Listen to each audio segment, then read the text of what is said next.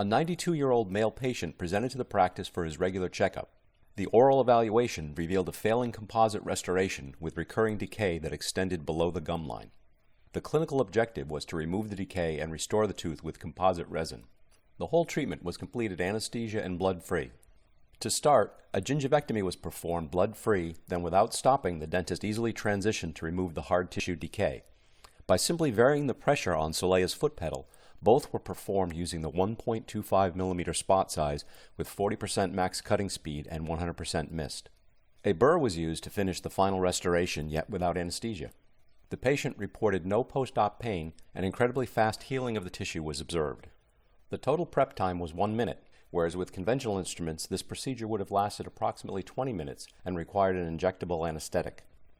This case demonstrates Solea's precision and the very fast healing it enables. It's a great example of truly anesthesia and blood-free dentistry.